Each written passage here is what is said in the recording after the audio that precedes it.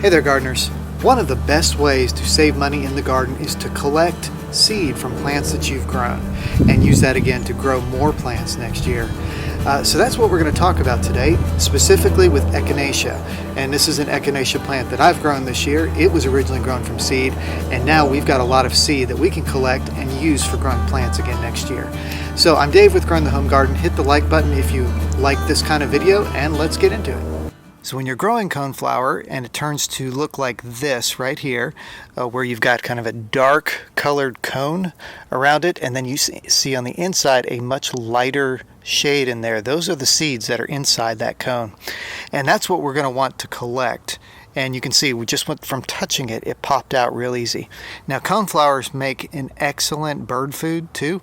So if you've got small birds like finches, goldfinches, titmice, chickadees, they're going to love eating this kind of stuff. So you can leave some of those out there for the birds, but of course you want to collect some so that you can propagate them next year. Now really, propagating these could not be much simpler. All we're going to do is we're going to cut off some of these seed heads.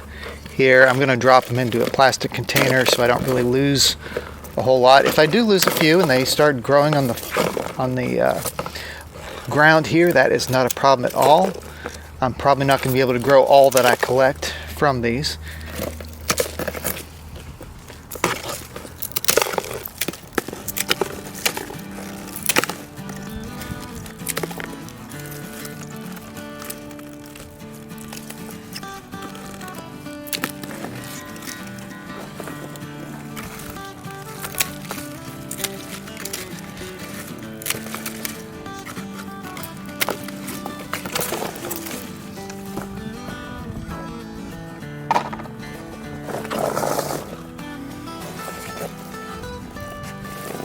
Now it'd be very easy to just stop right here, and all I have to do is kind of shake these out in the container, and most of them are going to get knocked out of those cones very easy. So we'll take a look. Some of these cones here, that's almost completely empty.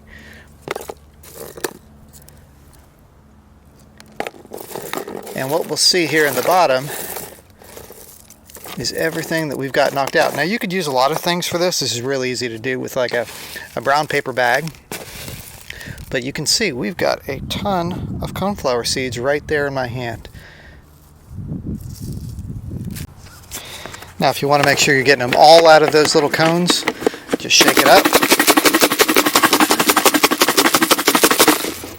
And hopefully you've got something that's tight as far as your container goes. We've leaked out a few seeds on the sidewalk here, but most of those cones have now released their seeds. Anything that doesn't, you can kind of fiddle around with it a little bit, kind of flick it a little, and the seed will come right out. When they're nice and dried like this, it's really easy to do. Now if you end up with some stubborn seeds that don't want to just come out, you can easily take two of these and just kind of brush them up against each other and just see how they come out. The little cones, these little pieces right here, kind of help work as like brushes, and it pops everything right out. Really easy to get these separated. And I've used a pocket knife in the past to kind of poke it into here and kind of spread these out, but this works just as well.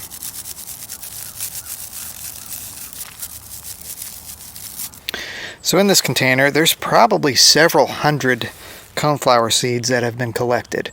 And with that many, just think about what it would save you in the cost of, say, buying seeds at a store. So you're paying $3 for, say, maybe 30 seeds, in which case I'm probably getting, 300, 500 seeds, somewhere in that ballpark. So I'm definitely saving a little bit of money here, maybe $10 or $15, assuming you were going to buy that many coneflower seeds to begin with. But what this is really good for is if you have an area that you want to broadcast some wildflowers into, and you can collect a lot of seeds.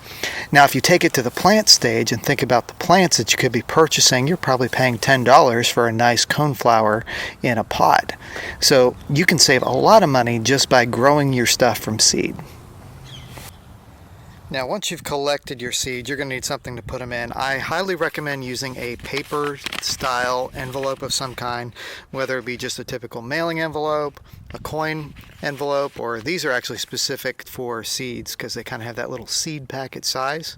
And write down what you've saved and what year you've saved it, because it's nice to keep track of when it was, and sometimes I'll even put on here like which garden bed I might have taken it from, just so I can kind of pinpoint exactly where my seeds originally came from. So if they grow really well next year, I'll know that I can keep using that and have some really good results each year. Now, a few key things to keep in mind when you're growing coneflowers. They like to have cold stratification. So you can do a couple of things. When you take that envelope and put it away for storage, put it in a refrigerator for a while. Give it about 90 days or so of cold storage in a refrigerator, and then in the spring it'll be great. The other thing you can do is arrange to do winter sowing. So sometime in late December, January, start sowing plants out using the winter sowing techniques. That's basically where you're making a cloche into a little mini greenhouse out of plastic jugs and different things that will go out, and it'll get the freezing and thawing of the weather, and then it'll germinate when it's ready. The other thing you can do is just plant it outside in pots, or you can broadcast spread it into your wilder areas where you might want to have it grow as more of a natural wildflower. But the important thing is that it gets that cold stratification. Now, there are lots of different types of coneflowers. For example, this one is a powwow white coneflower, which has these nice white flowers. Once the seeds are ready, I'll try to save some from this one, and I'll keep it separated from the others. This is one I just purchased on a discount rack recently. The others here were grown from seed from one that was called sombrero. And when you have a cultivar like that, it is probably not going to breed true to type. The sombrero, I believe, was a red, kind of a reddish orange flower, and you can see here these are definitely more of the traditional purple, but they have been outstanding in the garden. They have just grown very good. This one here is a Cheyenne Spirit coneflower, and they grow very well too. They're pretty neat. This one's kind of got that orange-red coloring to it, and you can see it does have some cones there that I can collect seed from anytime, so I'll probably do that here next.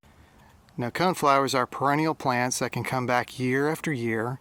They are prone to like Aster yellow's disease because they are members of the Aster family, but for the most part they are very carefree, very trouble-free, and they really do attract a lot of great pollinators. Because they're perennials, you can keep growing them year after year after year, collect seed from them, and really increase your supply of these type of flowers. And we've got a lot of seed here that we can collect and grow. I'm really excited about all that. So guys, that's really all there is to it. Coneflowers are very easy seeds to save. There's nothing complicated. Just remember the cold stratification when you're starting to get them going. It helps with germination. And you can have a lot of coneflowers out of just a few plants in a couple of years. So I'm Dave with Growing the Home Garden. Appreciate you watching. Hit the like button and subscribe, and we'll catch you next time on Growing the Home Garden.